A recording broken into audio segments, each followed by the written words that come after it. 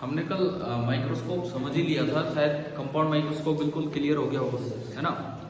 एक बेस्ट तरीका तो था मैग्नीफाइंग पावर तक पहुंचने का कि ऑब्जेक्टिव का लीनियर मैग्निफिकेशन निकालो वी और यू से और आईपीस के फॉर्मूले से उसे मल्टीप्लाई कर दो।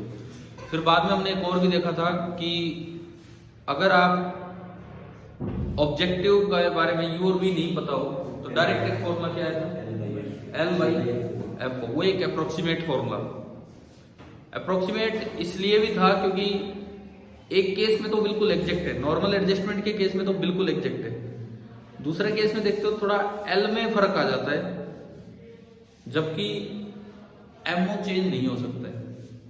मैंने कल भी बोला था ऑब्जेक्ट जहां रखा इमेज वही बनेगी उसके हिसाब से। तो क्या आईपीस को मूव कराने से मैग्निफिकेशन ऑफ ओ चेंज होगा? नहीं होगा। जबकि आईपीस को मूव कराने से एल चेंज होता है।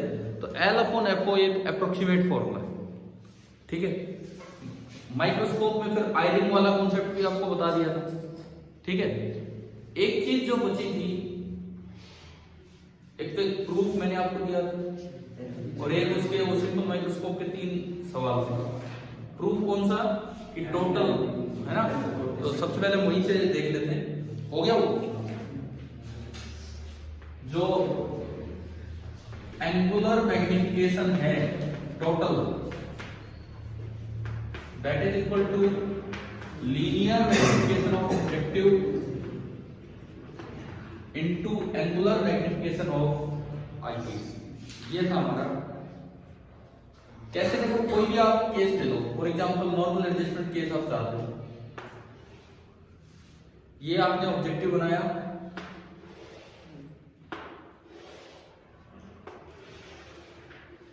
ये आईपीस एक ऑब्जेक्टिव है, एक आईपीस है, और इसके अकॉर्डिंग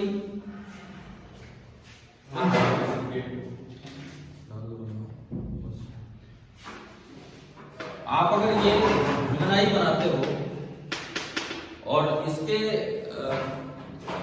मैंने यहां कहीं ऑब्जेक्ट रखा है, यहां कहीं भी ऑब्जेक्ट रखा है जिसकी साइज है h, इसकी कोई इमेज यहां बनी होगी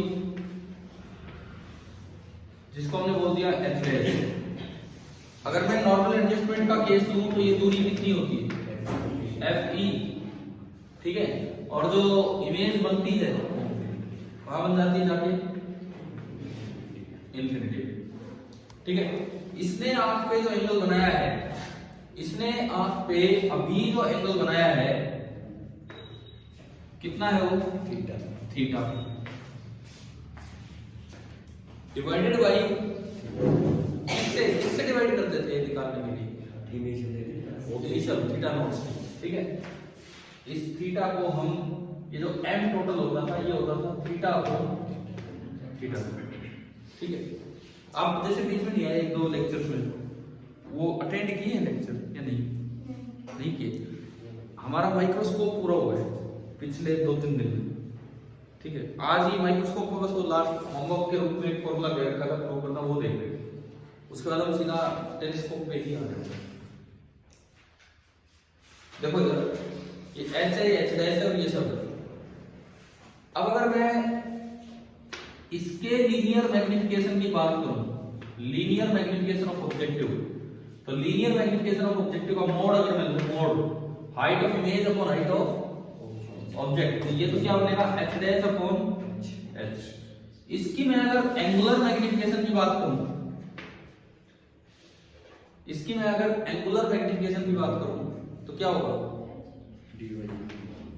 एंगुलर मैग्निफिकेशन आईपीस का, ये कौन सा केस है, नॉर्मल एडजस्टमेंट वाला केस है, d बाई एफ। तो मैं अगर तीनों चीजें लिखूं, ये लीनियर मैग्निफिकेशन ऑफ ऑब्जेक्टिव, ये तो है h डैश बाई h, और एंगुलर मैग्निफिकेशन ऑफ आईपीस ये क्या है, d अपॉन एफ ई, है ना। अब वेरीफाई करो क्या ये चीज यहां से आ रही है नजर। भाई थीटा नॉट आपको याद होगा, उस दिन जब विजुअल एंगल पढ़ाया तो थीटा नॉट क्या था, h बाई डी, और थीटा यहां से देखो, यहां से थीटा क्या है, h dash by F T. अब देखो शायद एक बार में नजर आ जाए कि हाँ ये हो रहा है। थीटा की value h dash upon F ई और थीटा नॉट की वैल्यू h अपॉन डी। आप ये बताओ अगर मैं इसको और इसको मल्टीप्लाई करूं तो क्या ये बन पा रहा? गेट बंद करना। इसको और इसको मल्टीप्लाई करूं तो क्या ये बन पाएगा कि नहीं? आ रहा है ना यहाँ से ये? इसका मतलब ये एज इट इज रिलेशन। मैं एक बार टेलीस्कोप से जाने से पहले थोड़ा सा रिवीजन करवाता हूँ। 2 क्लास में आप नहीं आए, शायद 2 या 3, 2 आप भी नहीं आए एक क्लास में। क्या 4-5 क्लास हो गई बीच में? चलो कोई नहीं, आप भी नहीं आए थे एक क्लास में, है ना? एक स्टूडेंट आज नहीं आई है, तो मैं थोड़ा रिवीजन कर लेता हूँ सिंपल एंड कंपाउंड माइक्रोस्कोप का इस तरह से, ताकि ये चीजें बिल्कुल क्लियर हो जाए। ठीक है, उसके बाद हम आगे बढ़ेंगे फिर टेलीस्कोप पे, लेकिन पहले सिंपल और कंपाउंड बिल्कुल परफेक्टली तैयार हो जाए हमारा, इस तरह का एक रिवीजन हो जाए। क्लियर है? वैसे तो आज का प्लान था कि हम फिनिश कर रहे हैं रे ऑप्टिक्स, लेकिन फिनिश नहीं कर रहे हैं। हम 1 घंटे अपनी क्लास रिवीजन क्लास लगा रहे हैं इन्हीं टॉपिक्स पे। क्लियर है ये चीज? तो शुरुआत हम करते हैं। लिखने की कोई बहुत ज्यादा जरूरत है नहीं, क्योंकि वो सब आपने लिखा हुआ है, बस समझना कोशिश करना, ये चीजें क्लियर हो जाएगी।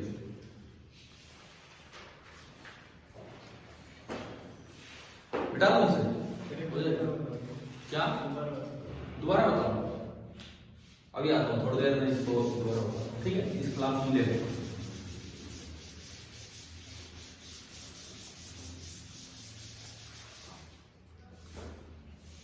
हम केवल और केवल माइक्रोस्कोप पे रिवाइज कर रहे हैं, कल टेलीस्कोप पे चलेंगे। पहली बात, सिंपल माइक्रोस्कोप और कंपाउंड माइक्रोस्कोप स्टार्ट करने से पहले हमें हमारी आंख के रेंज ऑफ विजन के बारे में पता होना चाहिए। तो ये जो आई है, इसकी रेंज ऑफ विजन होती है नियर पॉइंट से लेके कहां तक? इंफिनिटी तक। इंफिनिटी को बोल देते हैं फार पॉइंट। नियर पॉइंट जो है उसकी दूरी को आंख से रिप्रेजेंट करते हैं capital D, least distance of distinct vision, और वो कितनी होती है? 25 सेंटीमीटर। और जो फार पॉइंट है नॉर्मल आई के लिए तो कहां होता है? इंफिनिटी। ठीक है, मैंने उस दिन भी आपसे कहा था कि आप इंफिनिटी तक की चीजें देख पाते हैं? देख पा रहे? क्या चांद नजर नहीं आ रहा है? मून इंफिनिटी पे ही है, हमसे बहुत ज्यादा दूर है। मून, सन, ये सारी चीजें नजर आ रही है, इट मींस बिल्कुल देख सकते हैं इंफिनिटी तक की चीजें। ठीक है, फिर हम डायरेक्टली सीधे दूसरे शहर को क्यों नहीं देख पा रहे? एक तो बीच में ऑब्जेक्ट्स हैं, और फिर अर्थ का थोड़ा थोड़ा कर्वेचर भी होता चलेगा। ठीक है, अगर बिल्कुल फ्लैट हो, अर्थ बिल्कुल फ्लैट हो और बीच में कोई ऑब्जेक्ट ना हो, तो हो सकता है आपको दूसरा शहर भी नजर आ जाए, इस तरह का काम। ठीक है, तो मून ही नजर आ रहा है इस तरह से। तो नियर पॉइंट से लेके और इंफिनिटी तक ये हमारा रेंज ऑफ विजन है। हमारा जो आई लेंस है वो अपने आप को इस तरह एडजस्ट करता रहता है कि इमेज हमेशा कहां बने? रेटिना में, अगर इस रेंज में आप। अच्छा, कोई ऑब्जेक्ट हमें बड़ा नजर आता है कि छोटा नजर आता है, वो डिपेंड करता है किस बात पे? आंख पे बनाए गए विजुअल एंगल पे। पास है दूर है वो विजुअल एंगल है। मतलब क्या, देखिए एक ऑब्जेक्ट यहां रखा है, यही ऑब्जेक्ट यहां रखा है, यही ऑब्जेक्ट यहां रखा है, तो इसने हर बार आंख पे अलग अलग तरह के विजुअल एंगल बनाए हैं। एक बार इसने ये एंगल बनाया है, इसको अक्सर हम डिनोट किससे कर देते हैं? Theta naught. जब ये मैक्सिमम एंगल जो बना सकता था वो है। ये थोड़ा आपने दूर कर दिया, तो आप देखो क्या ये आंख पे बनाया गया एंगल कम हो गया है कि नहीं? तो हमें वो चीज कैसी नजर आने लग जाएगी? छोटी नजर आने। ठीक है, मतलब इसका साइज हमें कितना नजर आएगा वो इसके विजुअल एंगल पे डिपेंड करता है। मान लो ऑब्जेक्ट का हाइट है h, तो जो थीटा नॉट है, tan थीटा नॉट को लगभग थीटा नॉट लिख देते हो।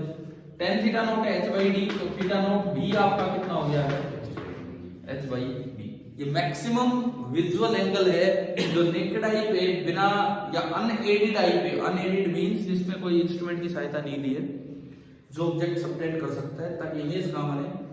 रेटिना में। बनाने को तो आप इससे भी बड़ा एंगल ले सकते हो, इससे भी बड़ा एंगल ले सकते हो, लेकिन फायदा नहीं है, फिर इमेज रेटिना पे नहीं बनेगी। ठीक है, माइक्रोस्कोप का काम होगा कि इसके कितने टाइम्स वो एंगल को बढ़ा पा रहे हैं और इमेज भी कहां बनवा पा रहे हैं?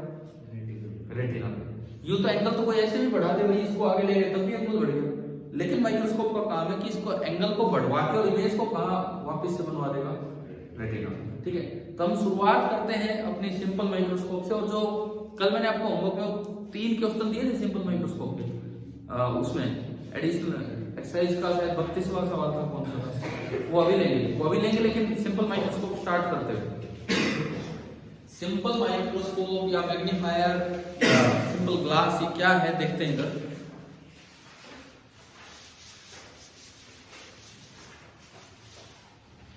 इसके बारे में हमें 2-3 चीजें जो याद रखनी है।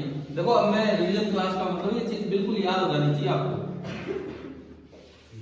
इस तरह का काम है। देखिए, सपोज ये आई लेंस है, पीछे रेटिना, और हमने माइक्रोस्कोप के तौर पे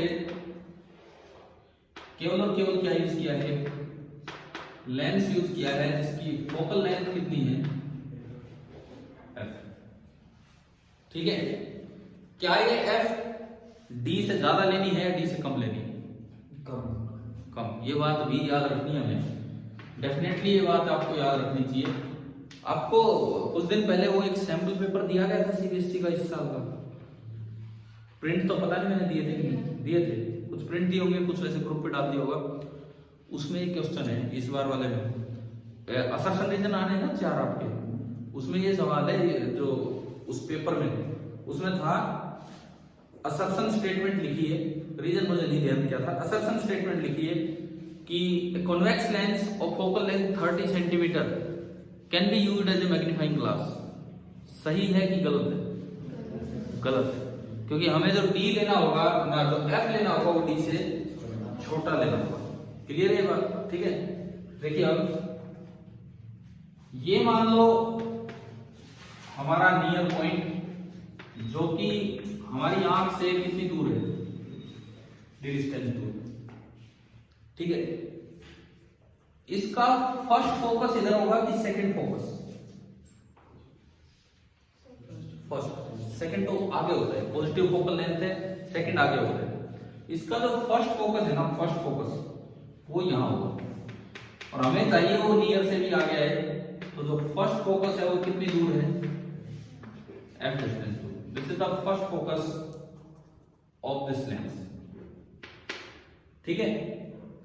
अच्छा, फर्स्ट फोकस, किसी भी लेंस के फर्स्ट फोकस पे अगर आप ऑब्जेक्ट रखते हो, देखो थोड़ी देर इधर ही ध्यान रखना पूरा, किसी भी लेंस के फर्स्ट फोकस पे अगर आप ऑब्जेक्ट रखते हो तो इमेज कहां बनती है, इन्फिनिटी पे। इसकी जो इमेज बनेगी वो आपके लिए किसका काम करेगी, ऑब्जेक्ट का। क्या इन्फिनिटी हमारे रेंज ऑफ विजन में है? बिल्कुल है।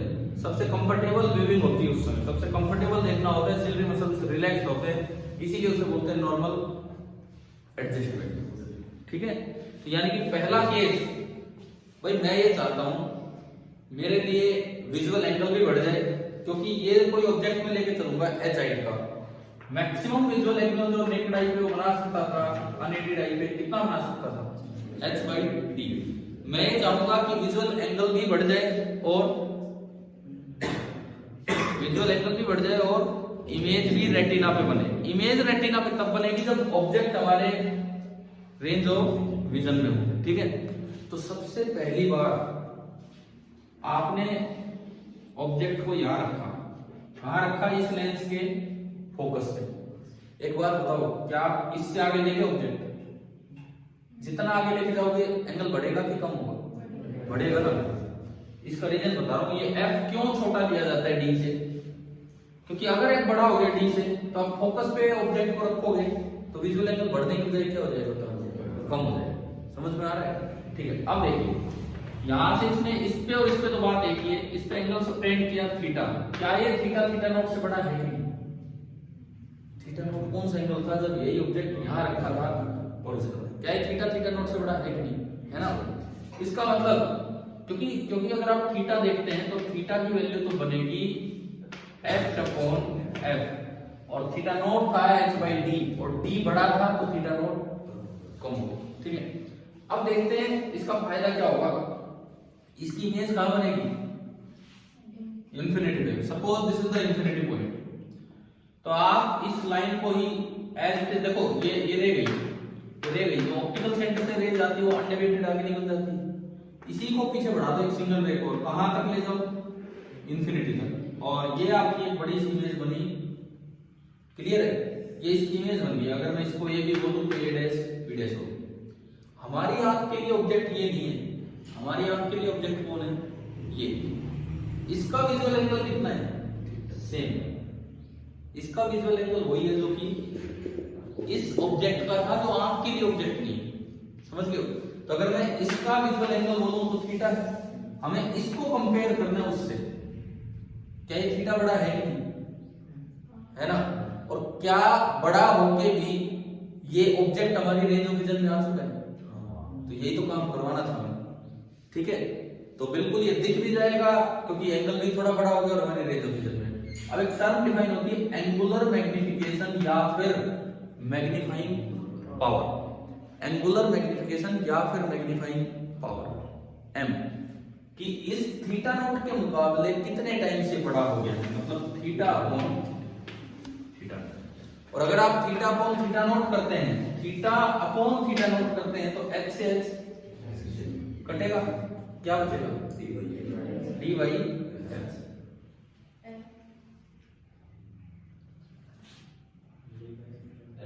एक minute, theta upon theta naught H by F upon H by, ठीक, क्या आ गया, डी बाई एफ। यही फॉर्मूला हमने याद भी किया था। इसे बोलते हैं एंगुलर मैग्निफिकेशन, ना कि लीनियर मैग्निफिकेशन, या फिर दूसरी टर्म इसके लिए होती है मैग्नीफाइंग पावर। अगर इसी केस में लीनियर मैग्निफिकेशन आपसे पूछे तो इनफाइनाइट है, क्योंकि जो लीनियर मैग्निफिकेशन होता है, सिंबल तो सेम ही होता है। लीनियर मैग्निफिकेशन जो होता है वो कितना होता है, v by u, और v कितना है, इनफाइनाइट, टेंड्स टू इंफिनिटी। तो आपसे पूछे क्या नॉर्मल एडजस्टमेंट के केस में लीनियर मैग्निफिकेशन और एंगुलर मैग्निफिकेशन सेम होता है? नहीं होता है। लीनियर मैग्निफिकेशन का फॉर्मूला तो हमेशा v by u है, एंगुलर मैग्निफिकेशन का फॉर्मूला इस केस में नॉर्मल एडजस्टमेंट में कितना होता है, d by f। क्या ये पॉइंट आ गया समझ? ठीक है, दूसरा केस, आप इसको आगे बढ़ाओ, आप इसको आगे बढ़ाओ, एंगल और बढ़े आओ, दिखने के चांस और अच्छे बनेंगे। लेकिन आपको पता होगा लेंस के केस में ऑब्जेक्ट और इमेज दोनों सेम डायरेक्शन में चलते हैं, मिरर में अपोजिट और लेंस में सेम चलते हैं, पता है ना ये? ठीक है, तो अब देखो आप बढ़ाते रहो, ये भी आती रहेगी आगे आगे आगे आगे, कहां तक रोकना होगा, कहां तक रोकूं इसको, जब ये कहां पहुंच जाए, नियर पॉइंट है। क्योंकि अगर ये नियर पॉइंट से भी आगे आ गई तो आपको फिर नहीं दिखेगी।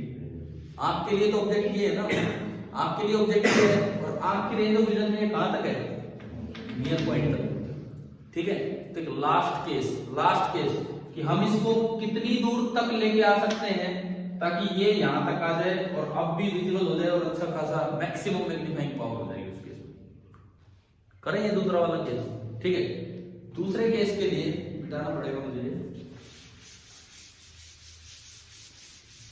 अब इस क्लास के बाद माइक्रोस्कोप में कोई डाउट नहीं बचना चाहिए, ठीक, और कुछ नहीं इनके अलावा माइक्रोस्कोप में।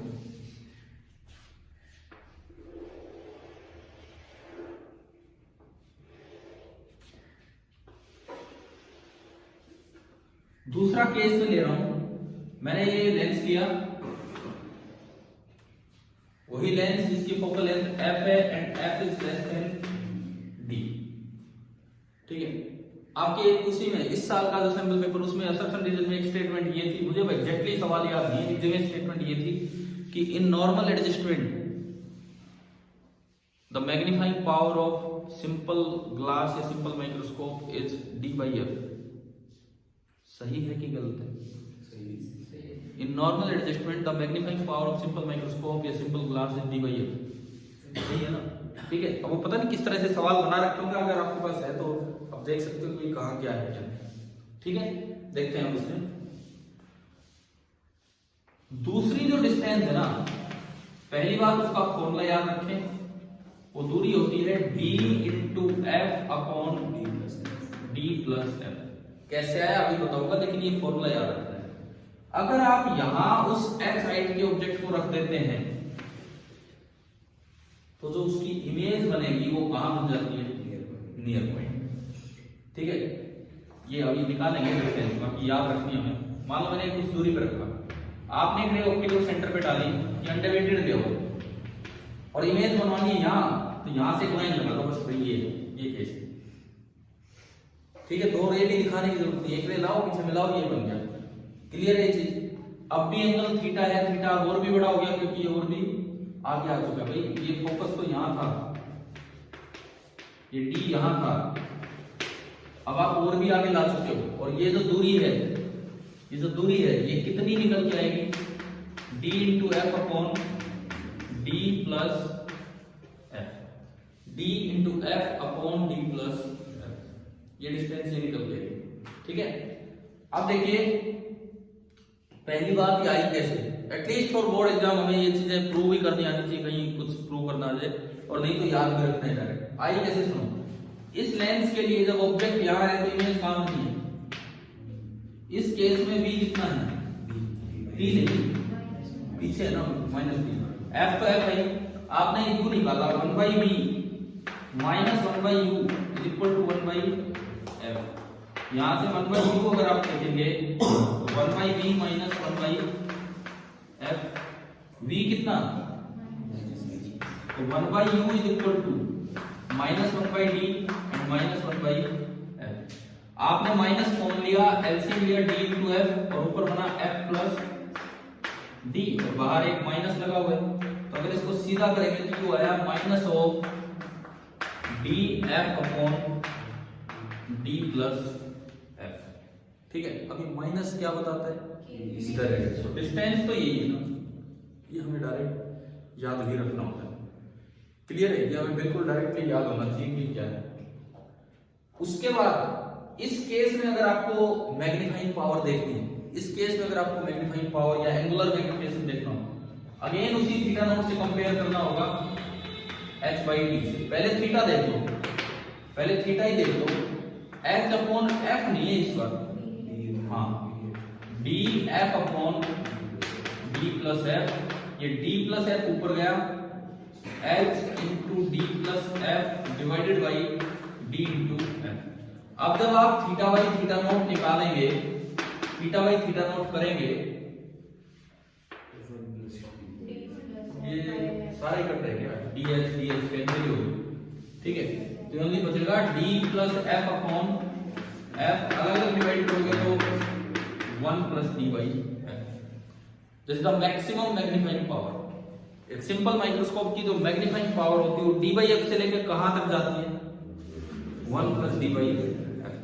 लेकिन ये तो एक्सट्रीम केस हो गए। अगला सवाल इसी में, क्या इस समय लीनियर मैग्निफिकेशन और एंगुलर मैग्निफिकेशन सेम है? आदित्य भाई, क्या इस समय, पिछले में तो नहीं आए थे, क्या इस समय लीनियर और एंगुलर मैग्निफिकेशन सेम है? देखते हैं, चेक करते हैं। ये तो आ गया एंगुलर मैग्निफिकेशन, लीनियर और देख लेते हैं। लीनियर मैग्निफिकेशन मोड़ी मुझे चाहिए, चलो जी आप कर लो v बाई u होगा इसका। इस समय लेंस का v ये रहा और u ये रहा, v बाई u करो, माइनस से माइनस कैंसिल, d से d भी कैंसिल, नीचे तो f बचा और ऊपर क्या गया? समझ रहे हो क्या डिवाइड किया? और ये कितना आ गया? 1 प्लस d बाई f, क्या सेम आ गया कि? तो ये भी एक इंपॉर्टेंट पॉइंट है कि जिस वक्त फाइनल इमेज सिंपल माइक्रोस्कोप ने आपके नियर पॉइंट पे बनवाई है, उस वक्त लीनियर मैग्निफिकेशन और एंगुलर मैग्निफिकेशन दोनों सेम हो, लेकिन नॉर्मल एडजस्टमेंट में दोनों सेम नहीं थे। ज्यादा यूज तो ये वाला केस होता है, क्योंकि मुझे मैग्निफिकेशन देखना है, थोड़ी देर आंख परेशान भी हो जाए तो क्या फर्क पड़ेगा, लेकिन मैग्निफिकेशन देखना है। परंतु वैसे कंफर्टेबल वो वाला केस है। ठीक है, अब मैं लेता हूं कोई बीच का केस, इसी सिंपल माइक्रोस्कोप में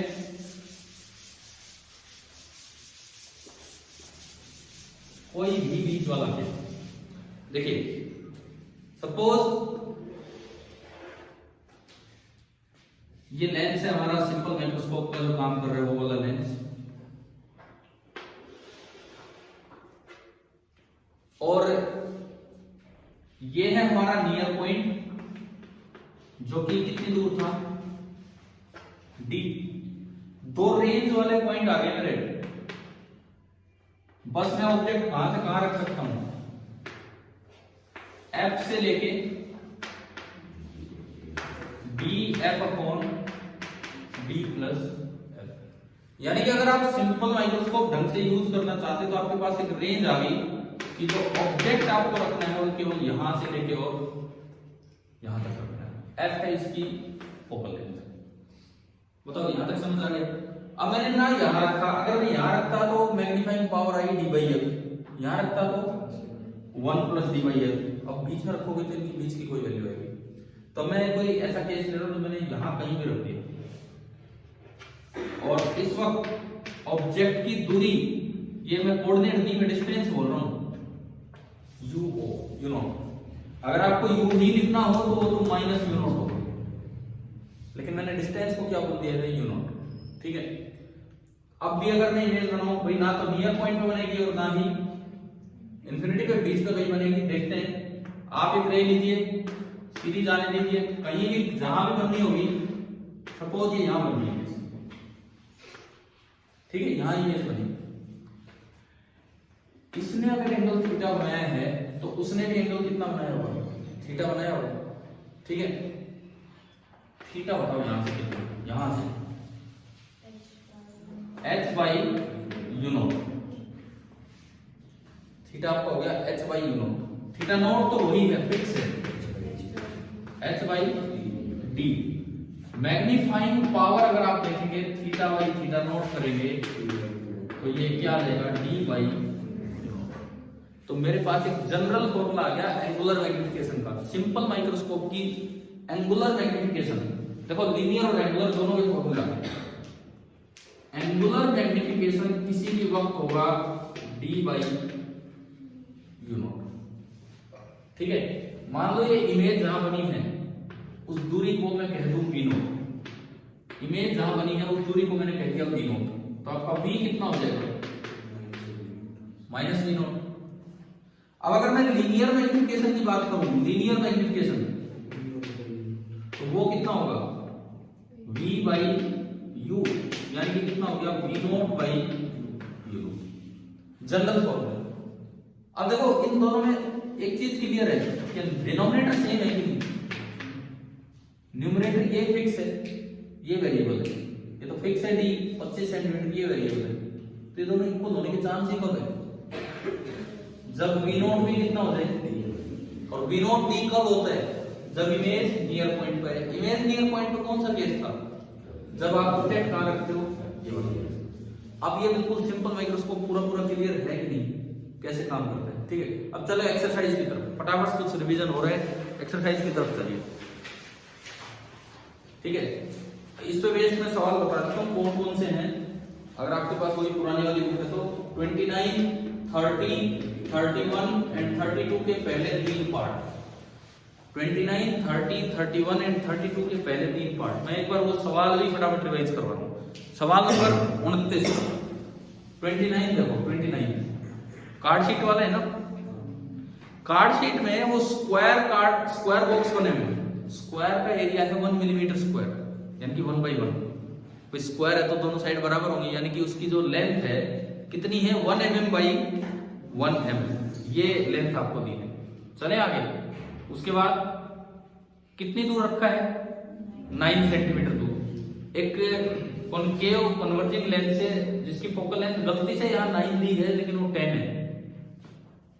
9 के केस में तो ये इनफाइनाइट हो जाएगा, वो एक ही केस हुआ, ये बीच का केस देना चाह रहे थे। इसका जो आंसर है उसके अकॉर्डिंग मैं बोल रहा हूँ, वो 10 हो, ठीक कर लो, करेक्शन कर लो अगर नहीं कर रखे तो।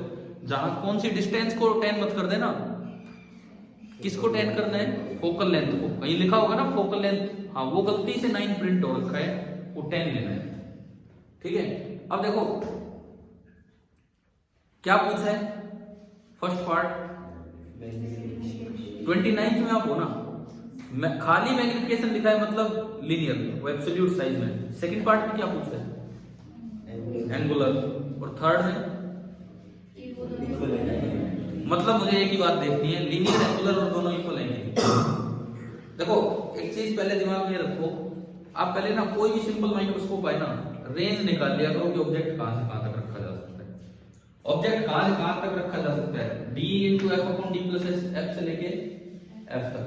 एक बार इसकी वैल्यू हम सोल्व करें। d कितना 25, f शायद 10/35, यही है ना, 5 7 50/7 और आइडिया ले तो लगभग 7 49, यानी कि ये दूरी तो है कितनी 7 सेंटीमीटर और ये दूरी f 10, ठीक है।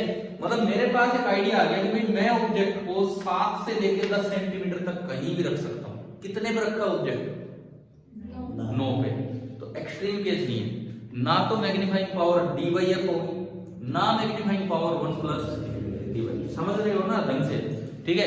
अगर वो 7 पे रख दिया होता तो 1 + d/f, 10 पे रखा होता तो d/f, 7 पे रखा होता तो जितना मैग्नीफाइंग पावर है उतने ही लीनियर मैग्निफिकेशन होता, और किसी केस में नहीं होता। अब स्टार्ट करते हैं। कहां रखा है 9 पे रखा है, तो पहले तो u और v वाला काम करना पड़ेगा, बिकॉज देखो ये लाना तो बड़ा आसान है। क्या लाना, ये एंगुलर मैग्निफिकेशन। तो सेकंड पार्ट का तो आंसर ही आ गया। सेकंड पार्ट में आपसे क्या पूछा है, एंगुलर मैग्निफिकेशन या मैग्नीफाइंग पावर, एक ही बात होती है। d फिक्स है 25 सेंटीमीटर, u भी तो फिक्स है, इसका कितनी दूर है तो 25/9। ये तो आपका हो गया सेकंड पार्ट, ठीक है। लेकिन फर्स्ट पार्ट सोल्व करना पड़ेगा, उसके लिए लेंस इक्वेशन लगाएं इस पे। u कितना -9, f +10, ठीक है। Mirror equation, sorry lens equation 1/b - 1/-9 फिर प्लस हो गया 1/10। तो 1/b = ये घटेगा उधर जाके, एलसीएम 90 आएगा, 1/10 - 1/9, ठीक है। यहां तो ऊपर 9 गया और यहां 10, -1/90। तो b आपका कितना आ गया -90। तो v नॉट कितना हो गया, v नॉट 90, मतलब इतनी दूर आपकी इमेज बनी। क्लियर। तो ये भी आ गया। अब तो लीनियर मैग्निफिकेशन या मैग्निफिकेशन इन एब्सोल्यूट सही। v नॉट कितना और u नॉट कितना आया 10। देखो ये तो आया था 25/9 और ये 10, क्या ये दोनों सेम आ रहे नहीं आ रहे। तो क्या ये क्वेश्चन नंबर 29 क्लियर है बिल्कुल। चलिए 30 में चलिए। 29 में क्या है, एरिया ऑफ स्क्वायर। अच्छा एरिया ऑफ स्क्वायर यहां से निकलेगा, देखो लीनियर मैग्निफिकेशन से निकलता है एरिया। कितना है लीनियर मैग्निफिकेशन 10, तो हर एक साइड लेंथ 10 मीटर ना 10 टाइम्स बढ़ गई। उस स्क्वायर पहले 1/1 का था, अब जो इमेज दिखेगी वो 10/10। उस स्क्वायर क्यों रखा था पहले, ये प्रिंसिपल एक्सिस है। अब वो बड़ा स्क्वायर दिखेगा पीछे। मैं अगर इसमें दिखाऊं, इसमें खैर इतनी जगह नहीं है, यहाँ एक छोटा सा स्क्वायर था और अब जहां भी 90 वाला पॉइंट होगा वहां पे एक बड़ा सा स्क्वायर बन जाएगा। तो 10/10, 10 mm/10 mm, तो एरिया कितना हो गया 100 mm स्क्वायर। क्लियर। चलिए अगले में चलिए। नेक्स्ट क्वेश्चन नंबर 30, यही सवाल है ना सेम। कहां रख दिया, क्या बोला है, मैक्सिमम मैग्नीफाइंग पावर को कितनी दूर रखना है 50/7। पहले हम निकाल के बैठे बात आ रहे हैं ना समझ, 50/7। हाँ भाई आदित्य क्लियर हो रहा है ये। आगे सेकंड पार्ट में क्या पूछा है, मैग्निफिकेशन और इस केस में लीनियर मैग्निफिकेशन सेम होते हैं और उनका फॉर्मूला क्या होता है 1 + d/f। क्या इन्होंने दोनों पूछे अलग अलग,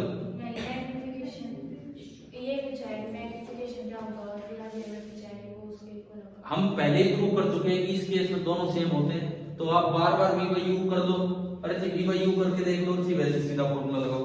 कितना होगा 1 + d 25/10 5 2 7/2 3.5।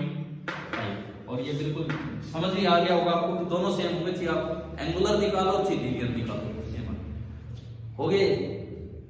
क्वेश्चन नंबर इसके बाद हो गया ना, ये तो पूरा हो गया 31 में क्या बोला है कि वो बोला है कि स्क्वायर का एरिया कितना बनाना है हमें 6.25 mm। अभी देखो जब मैग्निफिकेशन 10 था, जब मैग्निफिकेशन 10 था तो स्क्वायर का एरिया कितना बना था? 100 mm। तो कितना लीनियर मैग्निफिकेशन हो कि एरिया 6.25 आ जाए? 2.5। 2.5 बाई 2.5 का स्क्वायर बने तभी तो एरिया इतना आएगा। तो मेरे पास लीनियर मैग्निफिकेशन आ गया कितना? 2.5। क्लियर? फिर पूछा क्या है, कहां रखना है? हाँ तो देखो अब तो लेंस इक्वेशन का क्वेश्चन हो गया। देखिए लीनियर मैग्निफिकेशन आ गया 2.5। अगर मान लो ऑब्जेक्ट मैंने x दूरी पे रखा है, ना यूओ ही हम बोल रहे हैं, यूओ इमेज बनी है वीओ पे, तो वीओ बाई यूओ डिस्टेंस 2.5 और you can say VO is 2.5 times UO. अब आप लेंस इक्वेशन लगाओ, u तो लीजिए माइनस यू नॉट, v लीजिए माइनस 2.5 यू नॉट और f आपके पास है 10 सेंटीमीटर। क्या लेंस इक्वेशन लगाते ही यू नॉट आ जाएगा कि नहीं? आ जाएगा। कल ही शायद आपने किया भी था इस तरह के। फर्स्ट पार्ट बस ये एक ही पार्ट है या और भी है? देखो एंगुलर मैग्निफिकेशन बहुत आसान। एंगुलर मैग्निफिकेशन का तो ओनली फॉर्मूला क्या है? क्या है एंगुलर मैग्निफिकेशन का फॉर्मूला? d by यूओ।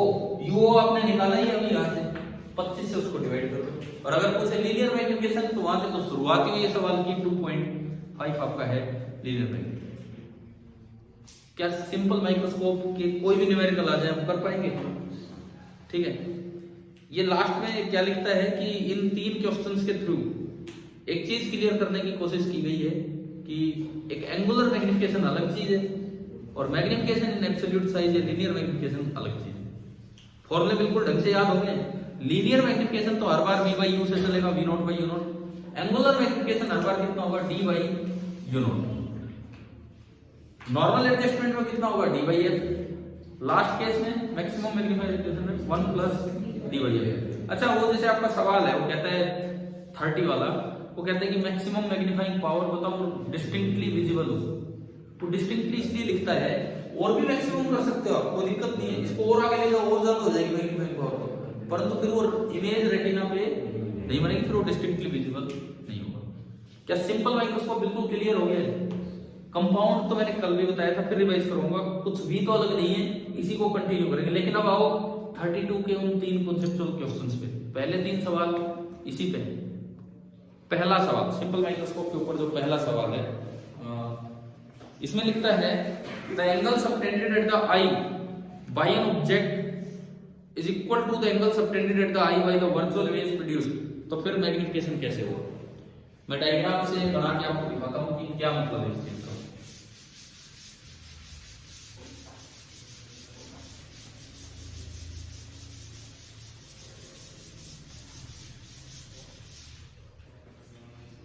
देखिए मैं डायग्राम बना के आपको समझाता हूँ क्या मतलब है इस चीज का। इधर देखिए,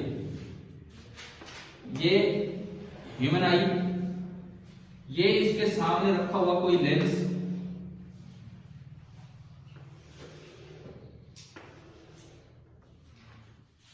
और यहां कहीं आपने ऑब्जेक्ट रखा, ये ऑब्जेक्ट उस रेंज में ही है। कौन सी रेंज में? जो अभी हमने याद की है, df upon d plus f से लेके ये तो बोलना ये चीज है ना। नियर पॉइंट हमारा कहीं यहां होगा, ठीक है, और इससे आगे कहीं भी इमेज बनेगी। आपने इस रेंज में कहीं भी ऑब्जेक्ट रख दिया, इसका जब आप रे डायग्राम बनाते हैं, ये एंगल थीटा नॉट से बड़ा होता है, इमेज बिल्कुल ऐसी बनती है। मान लो सपोज यहां इमेज बनी, आपके लिए ऑब्जेक्ट का काम कौन कर रहा है? ये, ठीक है। सवाल ये कहता है इसका विजुअल एंगल तो उतना ही है जितना कि ऑब्जेक्ट ने बना रखा है, फिर आपको माइक्रोस्कोप से मैग्निफिकेशन कहां मिल रहा है? भाई इस ऑब्जेक्ट का और इस इमेज का दोनों का विजुअल एंगल सेम है कि नहीं? तो फिर मैग्निफिकेशन कहां हुआ? मतलब सवाल का कहने का मतलब ये है, जब जितना विजुअल एंगल इसका है उतना इसका है, तो फिर इसको हटाओ, ये तो वैसे ही देख लो आप, उससे मेजर करते हैं ना। हाँ ठीक है, इसका आंसर क्या होगा?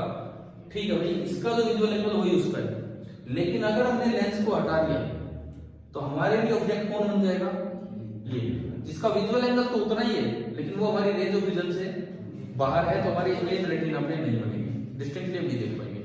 लेकिन अगर आपने लगा दिया तो ये ऑब्जेक्ट नहीं है, आपके लिए ऑब्जेक्ट कौन है, वो है, विजुअल एंगल उसका ठीक है इतना ही है लेकिन रेंज में है तो वो हमें दिखेगा। और दूसरी बात फिर आपको ये बोलना चाहिए कि ये मैग्निफिकेशन इसका इससे कंपेयर नहीं करते, इसका किससे कंपेयर करते हैं कि नेक्ड आई पे अगर वो विजिबल हो पाता तो कितना होगा थीटा नॉट। अब ये लिखना कैसे है ये आपको अपने सॉल्यूशन में भी देख लेना होगा और समझ लेना होगा, बाकी मैंने समझा दिया, समझ आ गया, ठीक है। एक बार पीछे पढ़ के देखो ना क्या दिया गया है इसमें, एक बार इसमें पीछे पढ़ के देखिए कि क्या कुछ मेंशन कर रखा है।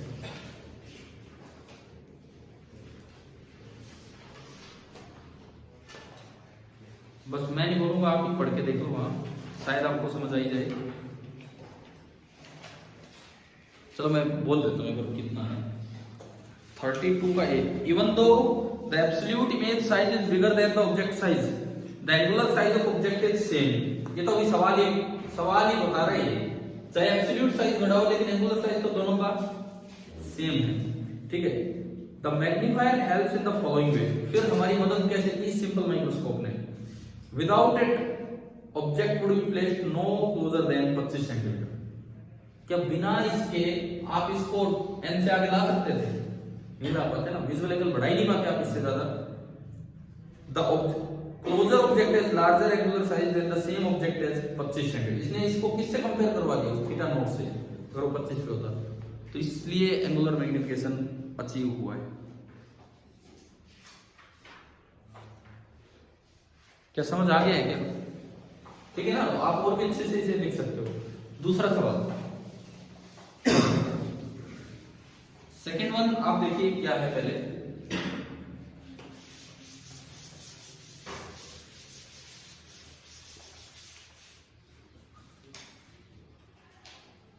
दूसरे सवाल में लिखता है, in viewing through magnifying glass one usually position one's eye very close to the lens, लगभग हम अपनी आंख को लेंस के पास ही रखते हैं। Then does angular magnification change if eye is moved back. सवाल ये है, ये आपका मैग्नीफाइंग ग्लास है, ठीक है, इसके सामने ये ऑब्जेक्ट नहीं रखा है,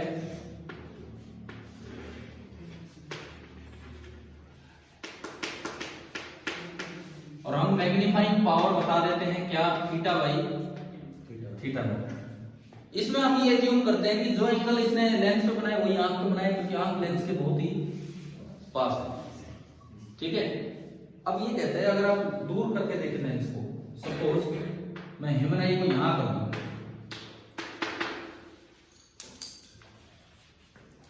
अगर मैं ह्यूमन आई को यहां कर दूं तो अब देखो, अब इसको नहीं देखना, अब इसको देखना है, ये है हमारे हाथ के लिए ऑब्जेक्ट। अब इसका जो एंगल है पहले से कम हुआ है कि पहले से ज्यादा हुआ, बताओ तो ये थीटा डैश मैंने बोल दिया, थीटा ज्यादा है कि थीटा डैश, थीटा डैश कम है। अब जितना आगे आओगे एंगल, ये लाइन सीधी नहीं होती जाएगी वर्टिकल की तरफ, पीछे जा रही है एंगल छोटा है, आगे जा रही है तो एंगल बड़ा होता है। यानी कि अगर मैं यहां देखूं तो theta dash is less than theta, इसका मतलब अब ये जो मैग्नीफाइंग पावर होगी वो तो होगी theta dash by theta naught, और बिल्कुल यहां होता तो मैग्नीफाइंग पावर इतनी, तो बताओ मैग्नीफाइंग पावर कम हुई कि ज्यादा हुई, कम हुई। तो आप अगर थोड़ा दूर कर लोगे अपने आप को लेंस से तो मैग्नीफाइंग पावर क्या हो जाएगी, कम। लेकिन अगर आप नॉर्मल एडजस्टमेंट केस देख रहे हो, नॉर्मल एडजस्टमेंट केस में इमेज कहां बनती है, इन्फिनिटी में। अब भाई इन्फिनिटी से तो ये दूरी भी इनफाइनाइट है, और थोड़ा पीछे भी आगे कर दी तो भी कोई फर्क नहीं पड़ेगा, समझ रहे हो? तो उसके लिए तो थीटा डैश और थीटा नियरली इक्वल होंगे, तो यानी कि नॉर्मल एडजस्टमेंट के केस में तो कोई फर्क नहीं पड़ेगा। लेकिन अगर पास इमेज बनी है तो मैग्नीफाइंग पावर क्या हो जाएगी, कम हो जाएगी। अब इसको भी पीछे से उसमें देख लीजिए सॉल्यूशन में एक मिनट क्या लिखा हुआ है वो पढ़ते हैं, ठीक है। क्या पता हमसे बेटर तरीके से उन्होंने वहां लिख दिया होगा, क्या पता आपको ना भी लिखना पड़े, एक बार निकालिए इसका भी सॉल्यूशन।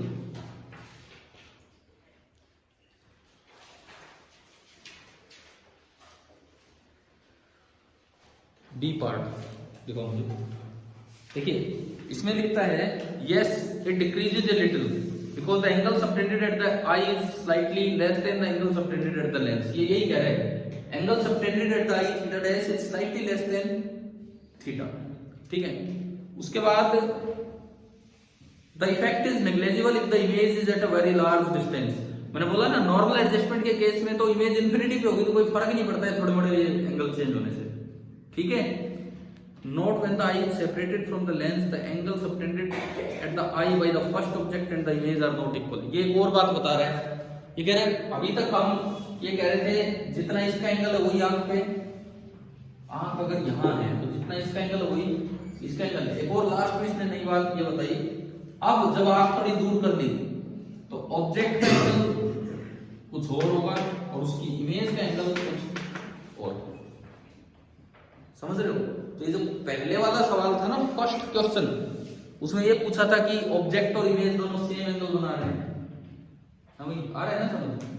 फर्स्ट जो पार्ट है फर्स्ट क्वेश्चन वो तब है जब आप कहो बिल्कुल लेंस के पास, समझ गए हो ना, नहीं तो वो बात भी गलत है। तीसरा सवाल आप पढ़िए question number third. Question number third में लिखता है C part, magnifying power of simple microscope is inversely proportional to focal length. भाई या तो डी बाई एफ या 1 प्लस डी बाई एफ, मतलब एफ तो नीचे ही आ रहे हैं। What then stops us from achieving a convex lens of smaller and smaller focal length and achieving greater and greater magnifying power. आप नॉर्मल एडजस्टमेंट की बात करो, डी बाई एफ होता है यानी कि magnifying power is inversely proportional to F. फिर ऐसा क्या है कि ये तो फिर बहुत अच्छी खासी मैग्निफिकेशन कर लेनी चाहिए, एफ छोटा बना देना हो नहीं, एफ छोटा बनाने में दिक्कत है, मैन्युफैक्चरिंग प्रॉब्लम है ये कि बहुत छोटी फोकल लेंथ के लेंस मैन्युफैक्चर कर पाने में दिक्कत है। अगर करोगे तो उनमें डिफेक्ट्स ज्यादा आ जाते हैं। डिफेक्ट्स कई तरह के होते हैं, क्रोमेटिक एबरेशन, एस्टिग्मेटिज्म, कोमा, ये कई तरह के डिफेक्ट्स होते हैं लेंसेज में जो हम नहीं पढ़ते, ठीक है। तो ये डिफेक्ट्स जनरेट हो जाते हैं तो वो इतना इफेक्टिव नहीं रह पाते, लेकिन इसका भी आंसर पीछे पढ़ते हैं क्या है। तीसरा पार्ट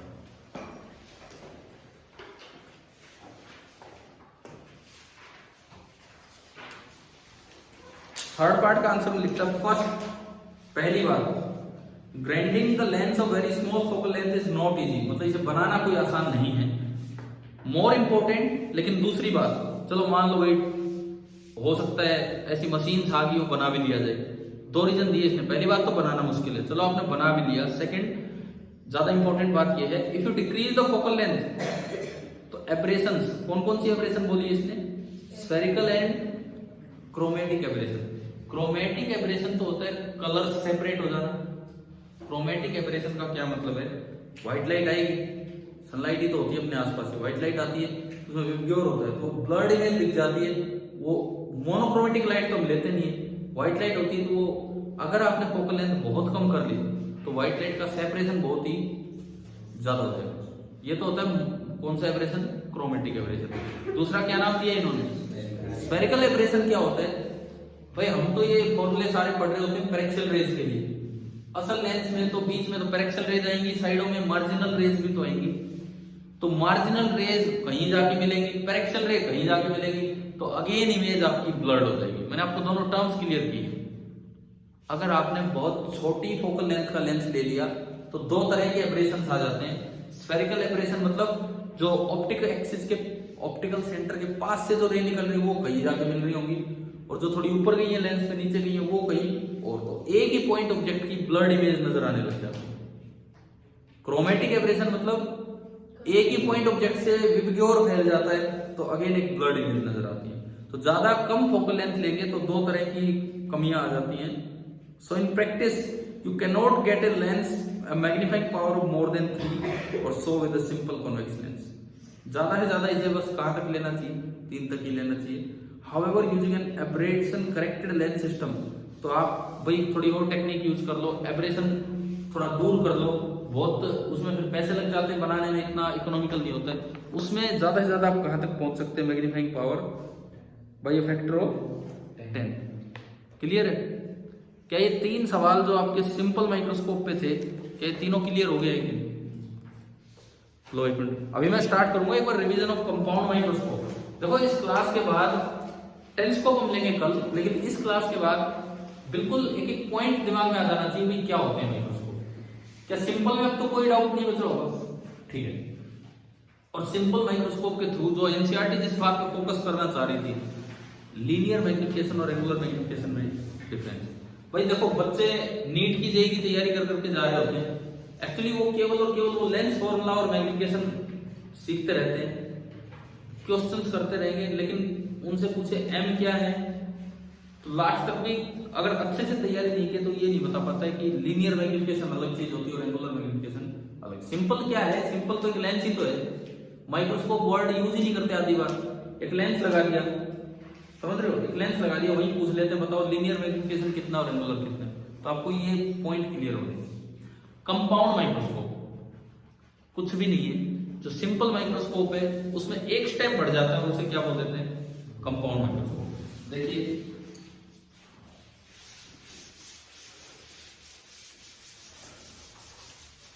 कंपाउंड मतलब इफेक्ट को बढ़ा देना, इफेक्ट को बढ़ा देना।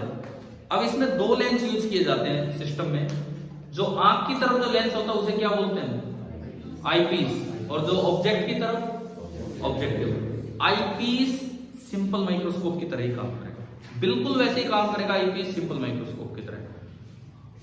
जो ऑब्जेक्टिव लेंस है वो कंपाउंड करवाने का काम करेगा, उस सिंपल माइक्रोस्कोप के एंगुलर मैग्निफिकेशन को बढ़ाने का काम करेगा।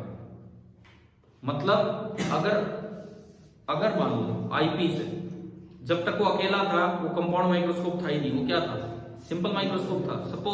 सपोज उसकी एंगुलर मैग्निफिकेशन 3 है, आपने क्या किया? एक और लेंस आगे लगा दिया जिसको नाम रख दिया ऑब्जेक्टिव, उसका लीनियर मैग्निफिकेशन 2 है, तो जो टोटल का एंगुलर मैग्निफिकेशन होगा वो 3 का 2 टाइम्स हो जाएगा। इसने ये कंपाउंड इफेक्ट प्रोड्यूस किया। पहला लेंस है, पहला मतलब आंख की तरफ आईपीस, उसका angular magnification suppose magnifying power 3 है, मैं 3 से ज्यादा ऐसे तो बढ़ा नहीं पा रहा, लेंस की फोकल लेंथ और छोटा कर ही नहीं पा रहा। क्यों नहीं कर पा रही? अभी पिछले सवाल में पढ़ा। तो एक और लेंस उसके सामने रख दो, मान लो उसने लीनियर मैग्निफिकेशन 2 का प्रोड्यूस कर दिया, तो पहले जो एंगुलर मैग्निफिकेशन 3 था, अब वो 3 into 2 कितना हो जाएगा? 6 हो जाएगा। यही होता है कंपाउंड माइक्रोस्कोप। शायद आज जब आप आए तो शुरुआत भी हमने इसी इफेक्ट से की है, ठीक है? फिर दोबारा से हम चलते हैं उधर ही। देखिए क्या होता है कंपाउंड माइक्रोस्कोप। सुने, एक छोटी फोकल लेंथ का लेंस दिया जाता है आईपीस, इससे भी छोटी फोकल लेंथ, साइज में भी छोटा और इसके मुकाबले और भी छोटा, तो दोनों ही छोटे ही है। एफ ई भी छोटा है और एफ ओ भी छोटे है, दोनों ही छोटे हैं, लेकिन एफ ही थोड़ा बड़ा है इससे। एफ ओ ज्यादा छोटा लिया जाता है क्योंकि कंपाउंड इफेक्ट इसको प्रोड्यूस करना है। इसकी लीनियर मैग्निफिकेशन 3 आ गई तो 3 टाइम्स हो जाएगा, 4 आ गई तो 4 टाइम्स, तो इस पे ज्यादा ध्यान रहता है। इसकी रेंज अपनी पहले ही निकाल लेते हैं, कहां से कहां? ये आंख तो यही है, इसकी रेंज भी इसके लिए तो सिंपल माइक्रोस्कोप है, तो इसके लिए जो ऑब्जेक्ट रखने की रेंज होगी, ऑब्जेक्ट को रखने की रेंज वो एफ ई से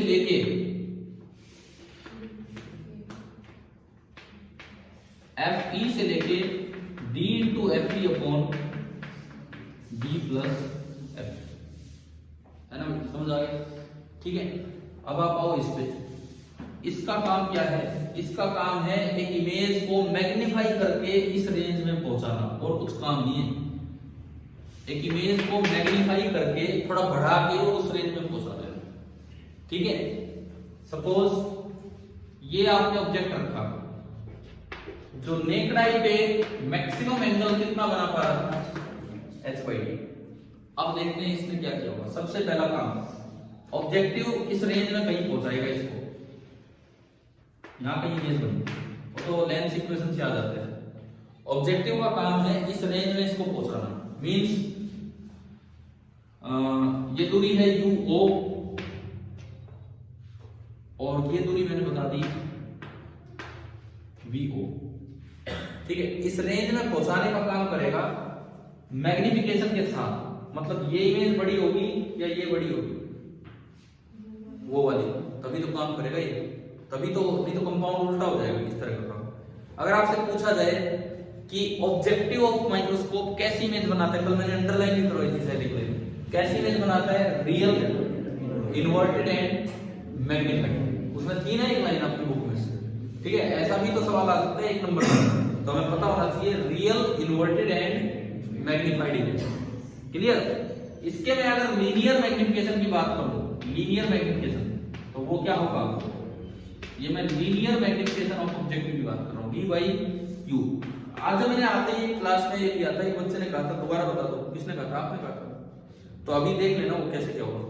linear magnification of v by u, v तो कितना है, v को, और u कितना है, माइनस तो केवल इन्वर्जन के लिए है, बाकी कितना आ गया, v not by u not, ठीक है। उसने क्या किया, उसने ये रे यहां गई, कहीं कहीं भी इमेज बनी होगी, सपोज ये आपकी इमेज बन गई फाइनल इमेज, ठीक है। इसने जो आपका एंगल बनाया उसे हम क्या बोलते हैं भाई, इसने जो एंगल बनाया उसे हम क्या बोलते हैं, थीटा, ठीक है। और जो मैग्नीफाइंग पावर होती है, मैग्नीफाइंग पावर या angular magnification of compound microscope, total angular magnification by definition वो क्या होती है, थीटा बाई थीटा नॉट, ठीक है। ये इसका मोड है, क्योंकि वैसे देखें तो ऑब्जेक्ट ऊपर और इमेज नीचे है, तो यहां आप क्या लगा सकते हो, माइनस, ठीक है। उसका मोड इंपॉर्टेंट होता है, क्योंकि आप बैक्टीरिया और ऐसी चीजें देख रहे होते हैं माइक्रोस्कोप से, तो उल्टे पुल्टे से कोई फर्क पड़ता ही नहीं। थीटा बाई थीटा नॉट, क्या ये समझ आ गया, ठीक है। अब मैंने कहा स्टार्टिंग यहां से होनी चाहिए कि हमारा कंपाउंड इफेक्ट किसने प्रोड्यूस किया है, इसने, और सिंपल माइक्रोस्कोप वाला काम इसने किया है। इसका जो एंगुलर मैग्निफिकेशन है वो इसके लीनियर मैग्निफिकेशन टाइम्स हो जाता है, जिससे नेट ये बनेगा, ठीक है। एक बार याद है, इसका एंगुलर मैग्निफिकेशन, इसका एंगुलर मैग्निफिकेशन क्या होता है, d बाई u नॉट, नहीं f भी नहीं, अरे u नॉट तो इससे है, और f तो तब होता जब ये यहां होता, d अपॉन, समझ रहे हो क्या, d अपॉन मॉड ऑफ, समझ आ रहा है क्या बोले भाई, यहां जहां भी इमेज बनी को यहां से मॉड ऑफ ue, या ue बस डिस्टेंस ही बोलती है मैंने, ue डिस्टेंस है, कोऑर्डिनेट नहीं, तो d अपॉन, क्या पढ़ा था नहीं अभी आपने, d बाई u तो पढ़ा था, वो u उससे ले लेना, u तो इससे ले लेना। आप d बाई f भी सही बोल रहे थे, d बाई f लेकिन तब है जब ये इमेज कहां बनी होती, फोकस, और यहां बनी होती तो 1 प्लस d बाई f, बीच में बनी है तो d बाई u, जो समझ आया, ठीक है। ये होगा इसका एंगुलर मैग्निफिकेशन, ये होगा इसका लीनियर मैग्निफिकेशन। अब मैं एक बार टोटल एंगुलर मैग्निफिकेशन, जिसको मैग्नीफाइंग पावर भी बोला जाता है, वो भी कैलकुलेट कर दूं। वो कैसे, देखिए theta by theta naught, theta यहां से ले आओ, सपोज ये हाइट है h डैश और ये दूरी कितनी है ue, तो थीटा कितना हो गया h डैश बाई ue, और थीटा नॉट कितना हो गया h बाई d। अगर मैं इसको ठीक ठाक करके लिखूं तो आ रहा है minus of h dash by h into d by ue। ये टोटल आ गए। अब सुनो, इधर सुनो, लीनियर मैग्निफिकेशन ऑफ ऑब्जेक्टिव का ये तो फॉर्मूला है, एक डेफिनेशन भी तो होती है, height of object upon height of image. तो इसी चीज को मैं ऐसे भी तो लिख सकता हूं, हाइट ऑफ ऑब्जेक्ट इसने जो बनाई h dash upon height of image,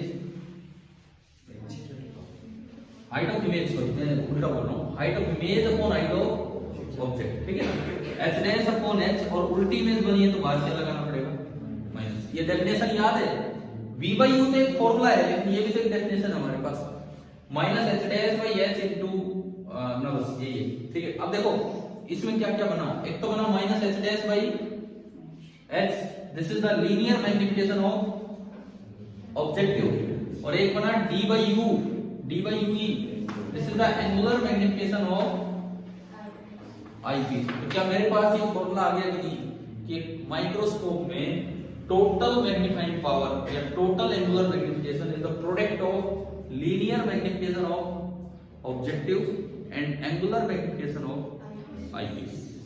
eyepiece के फॉर्मूले डायरेक्ट याद रखो, D by F 1 plus D by F या डी बाई यू। इसका जो मैग्निफिकेशन है लीनियर मैग्निफिकेशन, वैसे तो बहुत अच्छा है, आपको यू पता हो, वी पता हो, लेंस इक्वेशन लगाओ यू वी से और फिर वी बाई यू कर दो। ठीक है, पहली चीज तो ये। कई बार सवालों में यू और वी नहीं दिया होता है, तो फिर हम कैसे निकालते हैं उस चीज को। ठीक है, फिर एक दो सवाल के थ्रू हम इसको भी कंप्लीट कर देंगे।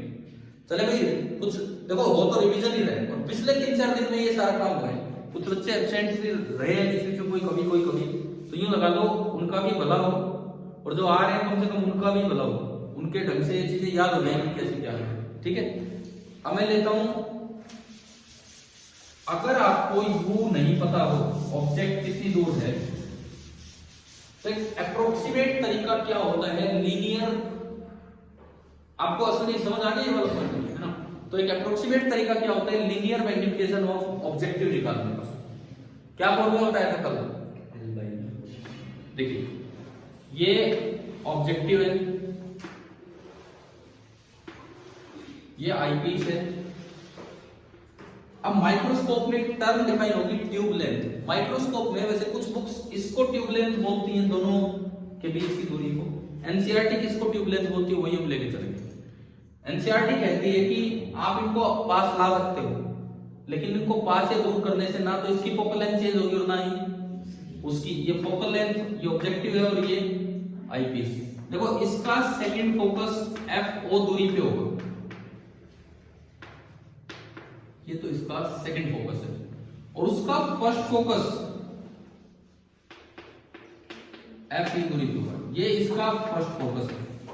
एनसीईआरटी को कहती है कि इन दोनों फोकस के बीच की जो दूरी है उसे बोल दीजिए क्या, ट्यूब लेंथ। क्योंकि बोले ये इतना क्यों जोड़ के बता रहे हो भाई, चेंज तो यही होना है ना। अब पास लाओगे एल कम होगा, दूर ले जाओगे एल बढ़ जाएगा।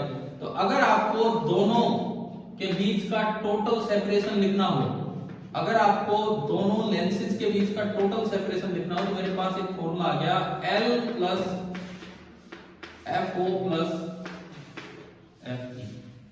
L plus FO plus FE। क्या समझ आ रहा है?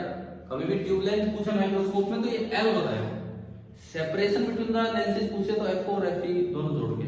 अब बताओ मैं किसको चेंज कर सकता हूँ, FO FE को या L को? L को।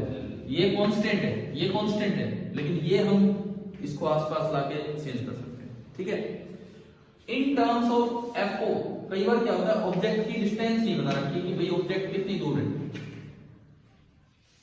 ठीक है, कुछ नहीं दिया, आप कौन सा केस मानेंगे, नॉर्मल एडजस्टमेंट। नॉर्मल एडजस्टमेंट है तो इमेज कहां बनेगी, इंफिनिटी पे बनती रहेगी। इसके लिए कहां बनेगी इमेज, फोकस से, यानी कि इधर से जो इमेज बने ना वो यहां बने, बड़ी इमेज यहां बने। समझ रहे हो? इसकी रेंज मैंने दिखाई नहीं, इसकी रेंज यहाँ है, एफ ई से लेके D F E upon D plus F ई, है ना। जो इसकी इमेज बने वो यहाँ बने, पहली बात ये। अब अगर आप ये इमेज यहाँ बनवा रहे हो, तो एक रे ऑप्टिकल सेंटर से लो जो कि सीधी जाए। ठीक है, एक रे ऑप्टिकल सेंटर से गई जो कि बिल्कुल सीधी गई। अब लीनियर मैग्निफिकेशन की मैं बात करूं, ये हाइट h है और इसको मैंने बोल दिया h dash. Linear magnification of objective, मुझे यही नहीं पता, बिकॉज ये तो मुझे पता है, बता नहीं ये कितना है इस केस में। Angular magnification of eyepiece, normal adjustment वाला केस है तो कितना है, D by F. Total magnifying power चाहिए तो इसको इससे प्रोडक्ट ही तो करना है, ये तो नहीं पता। ये पता तब होता है मुझे यू दे रखा होता है, यू भी नहीं दे रखा है इन्होंने। तो ऐसे केस में क्या करना है, ऐसे केस में यू नहीं दे रखा होगा तो आपको ये ट्यूब लेंथ दे रखी होगी, इससे कैसे निकालेंगे हम। देखिए, एक रे आप और दीजिए पैरेलल टू प्रिंसिपल एक्सिस, वो कहां से पास होगी, फोकस से, और वो यही जाके मिल जाएगी।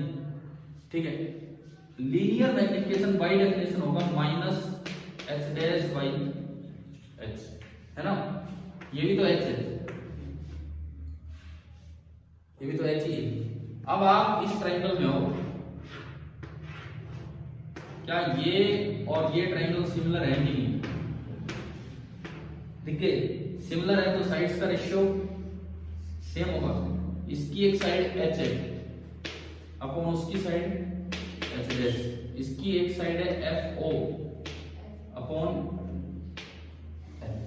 उल्टा कर दो उसको, H dash by H L by F O, ये आपका आ गया minus of L upon F ओ।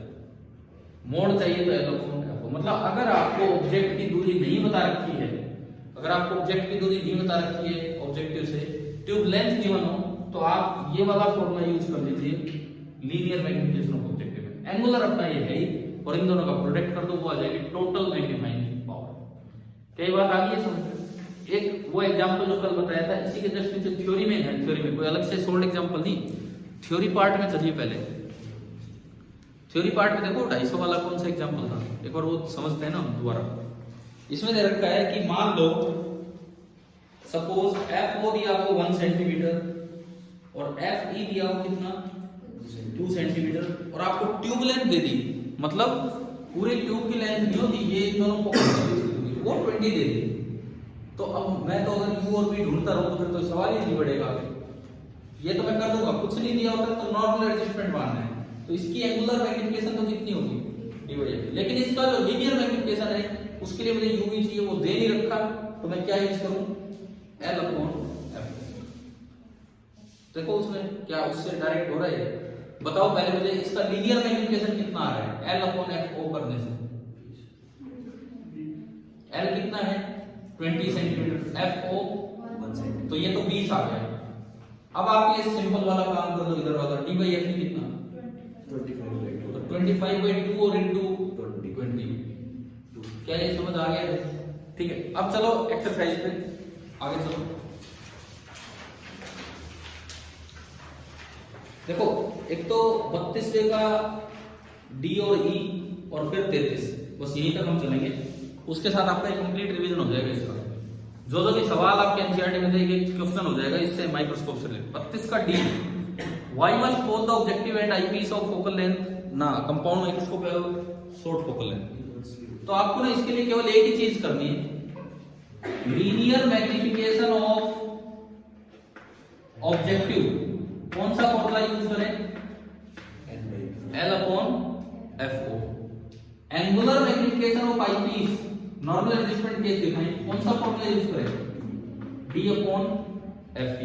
फिर लिखो कि टोटल एंगुलर मैग्निफिकेशन या टोटल मैग्नीफाइंग पावर, इन दोनों का प्रोडक्ट, समझ लो।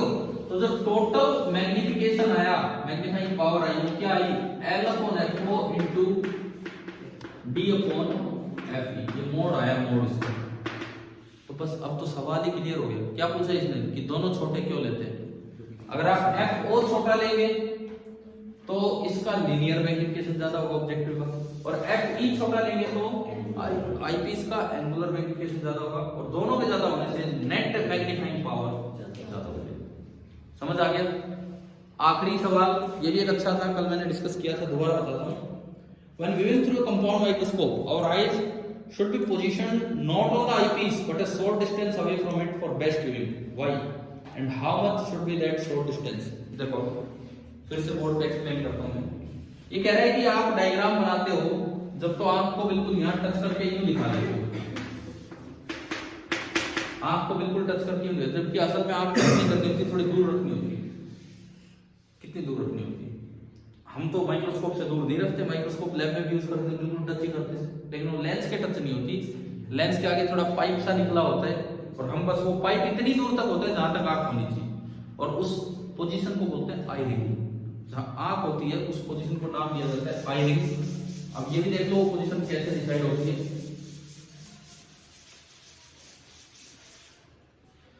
देखिए ये पोजीशन कैसे डिसाइड होती है। आपका ये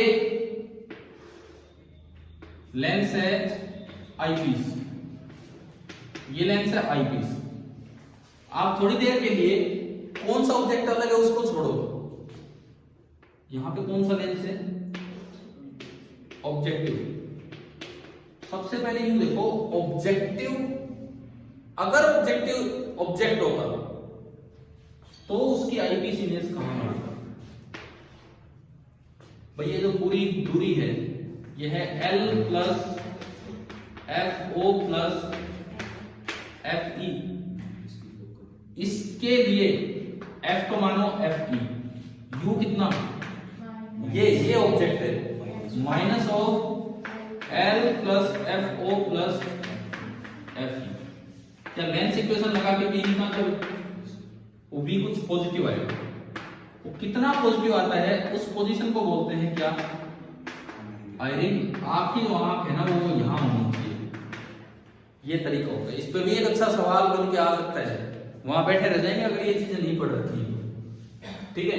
क्योंकि इतनी दूरी पर रखने में क्या होगा, ऑब्जेक्टिव से आने वाली सारी की सारी रे, देखो इधर सुनो, ऑब्जेक्टिव ऑब्जेक्ट का काम कर रहा है तो उसकी कंप्लीट इमेज यहां बनेगी, मतलब ऑब्जेक्टिव से जितनी रे जाएंगी ना वो सारी यहाँ पे एंटर करेंगे आपकी आंख में। अगर आप और क्या रखते हो, जरूरी नहीं है कि सारी रे आपकी आंख में एंटर कर पाए, लेकिन इसका भी सॉल्यूशन पढ़ते हैं पीछे।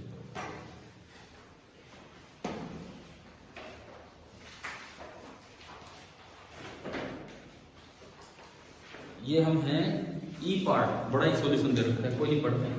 इमेज ऑफ ऑब्जेक्टिव, देखो इमेज ऑफ ऑब्जेक्टिव, ये भी एक सवाल है कि व्हाट इज आयरिंग, आयरिंग क्या होती है।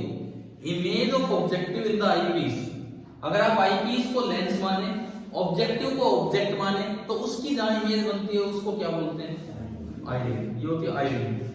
All the rays from the object, कोई ऑब्जेक्टिव से भी बाहर कोई ऑब्जेक्ट आपने रखा है, ऑब्जेक्टिव से भी बाहर, refracted by objective go through the eye ring. Object की जितनी रे ऑब्जेक्टिव में से निकली होंगी वो सारी की सारी रे कहां से पास होंगी, आयरिंग वाली लोकेशन से, ठीक है। Therefore it is an ideal position for our eyes for viewing, हमारी आंख यही होनी चाहिए। If we place our eyes too close to the eyepiece we shall not collect much of the light and also reduce our field of view. ये कह रहा है अगर आप बिल्कुल इसके पास ले लेना तो उधर से जो रे आ रही है ना वो सारी आपकी आंख में नहीं आ पाएगी। अगर मान लो अब ये रे एंटर कर रही है आपकी आंख में, ये वाली रे आपकी आंख में एंटर कर रही है, अगर आपकी आंख बिल्कुल यहां होती तो क्या ये वाली रे एंटर करती आंख में, नहीं करती, समझ गए हो ना। तो सारी की सारी रेज आपकी आंख में नहीं आ पाती।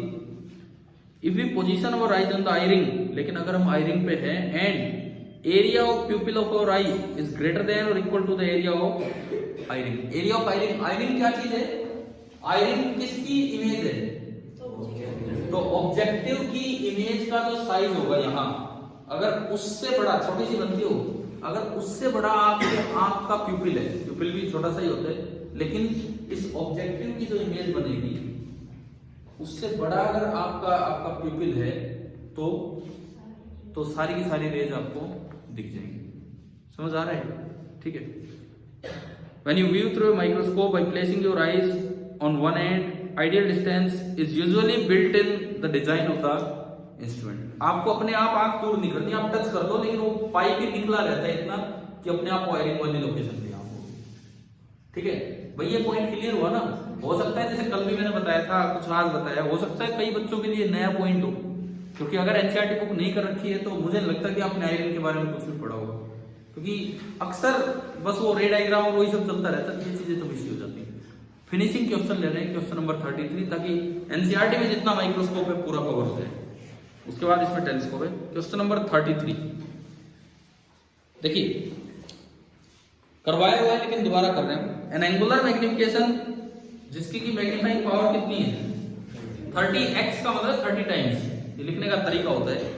Is desired using an objective FO कितना है 1.25 सेंटीमीटर और FE कितना है 5। देखो दोनों ही छोटे हैं, दोनों ही छोटे हैं, लेकिन FO ज्यादा छोटा है क्योंकि कंपाउंड इफेक्ट उसे करना है।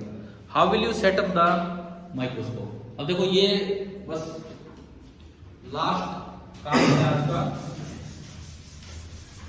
माइक्रोस्कोप सेट करना है। सबसे पहली बात, ये हमारी आंख है, हम आयरिंग वाला कॉन्सेप्ट यहां यूज नहीं कर रहे, बस ठीक है जहां भी आंख है। ये आपने यूज किया आईपीस, कितनी आईपीस की फोकल लेंथ 5 सेंटीमीटर, ठीक है। सबसे पहले तो आप इसकी रेंज निकाल लो, सबसे पहले तो इसकी रेंज ही बता दो। हाँ, FE का मतलब है कि ये दूरी कितना, तो भाई ढंग से ये माइक्रोस्कोप सेट करना आना चाहिए। ऐसे सवाल आ सकते हैं अच्छे से, और ये दूरी कितनी होगी D F E upon D plus F ई 6 4 24 10 और 0.1 बोल दिया है ना। ये दूरी आपकी हुई 4.1 सेंटीमीटर। ठीक है, इससे कुछ दूरी पे कौन सा लेंस है ऑब्जेक्टिव, इसकी की फोकल लेंथ कितनी 1.25। अब ये मैंने उसको बना के दिखा, आप यहां से चलो दो केस बना के दिखाएगा, या तो नॉर्मल एडजस्टमेंट या फिर मैक्सिमम मैग्नीफाइंग पावर।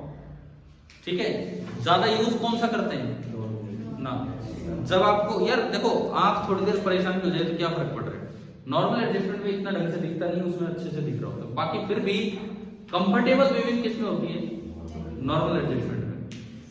ठीक है, अब नॉर्मल सेटिंग अगर वर्ड है तो कंफ्यूजन है, नॉर्मल सेटिंग वर्ड है इसका क्या मतलब है, अब पता नहीं, कहीं तो इसका मतलब नॉर्मल एडजस्टमेंट ले लिया जाता है, कहीं इसका मतलब ले लिया जाता है कि जो ज्यादा यूज किया जाता है, ज्यादा यूज कौन सा करते हैं। तो आप ये वर्ड मतलब क्या ना, नॉर्मल सेटिंग, आप नॉर्मल एडजस्टमेंट लिखो या फिर मैक्सिमम मैग्नीफाइंग पावर। ठीक है, अब देखो इधर देखो, मान लो मैं नॉर्मल एडजस्टमेंट केस दिखाऊं तो मुझे कहां चाहिए इमेज, अगर मैं नॉर्मल एडजस्टमेंट केस दिखाऊं तो मुझे कहां चाहिए इमेज, यहां उल्टी बनवानी है क्यों, अरे यहां से आएगी कहीं से, समझ रहे हो। अगर आप यहां चाहते हो तो एम ई कितना D by F E, D कितना और एफ टी कितना 5, एम ई 5 आ गया, ये इसका एंगुलर मैग्निफिकेशन आ गया। टोटल मैग्निफिकेशन कितना चाहिए क्वेश्चन में दिए 30, इसका मतलब बताओ इसका लीनियर मैग्निफिकेशन कितना चाहिए मुझे, पता लग गया नहीं, वैसे उल्टा चल रहे हैं, क्लियर है। लीनियर मैग्निफिकेशन चाहिए 6।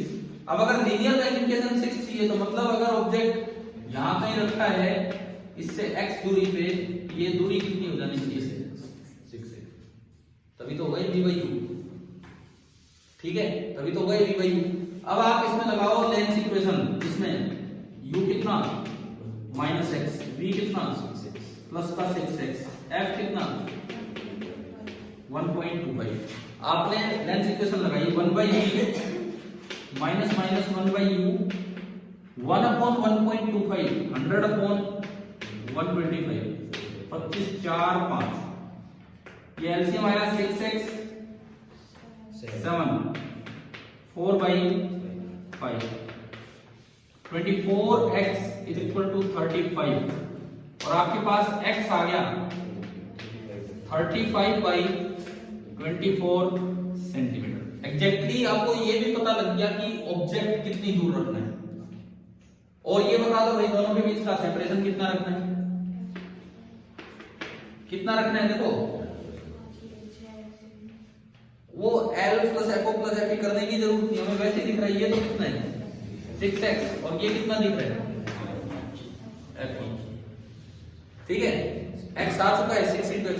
अगर कोई पूछे L कितना है, ट्यूब लेंथ कितनी है, वो भी आ जाएगी। कैसे, ये FT तो है ही, ये केवल इसको देखो, केवल इसको, यानी कि L plus UO that is equal to UO बोल दिया है, दैट इज 6x, क्योंकि वो तो FT है, तो यहां से आपका L निकल जाएगा। समझ आया। फिर आपको दूसरा केस जरूर बताना चाहिए, अगर सब्जेक्टिव पेपर में आया है तो। ऑब्जेक्टिव है तो थोड़ा क्लैरिफाई कर रखा होगा कौन सा केस। दूसरा कौन सा, मैक्सिमम मैग्निफिकेशन। उसके लिए दोबारा डायग्राम बनाओगे, अपने घर से करोगे, दोबारा डायग्राम बनाओगे, ये यहां दिखाओगे, यहां दिखाओगे तो पहला बदलाव यहां होगा, क्या फॉर्मूला लगेगा 1 प्लस 6, अगर ये 6 तो ये कितना 5, क्योंकि प्रोडक्ट कितना है 30, ये 5, ये x तो ये 5x, इस इक्वेशन में ये 5, यहां ये 5, ठीक है, ये 6 बाई 5x, ये इधर है क्रॉस मल्टीप्लाई 5 से 5 कट ही दिया है, x कितना आ गया 3 बाई 2 1.5। अब देखो फिर दोबारा देख लो, x आ गया, भाई ऑब्जेक्ट कितनी दूर रखना है वो हमें पता लग गया, उससे दोनों का सेपरेशन आ गया 5x। अगर ये 1.5 आया तो 5 टाइम्स तो होगा 7.5 और f कितना है 5, तो आपको सेपरेशन ही पता लग गया 12.5। अगर l बताना हो ट्यूब लेंथ तो 7.5 में से f को घटा दो, वो आपकी ट्यूब लेंथ है। बताओ माइक्रोस्कोप की पूरी सेटिंग करनी आ गई है कि नहीं, कैसे है ना। अब इसके आंसर में चल लो एक बार, पीछे क्या दिखा रखा है,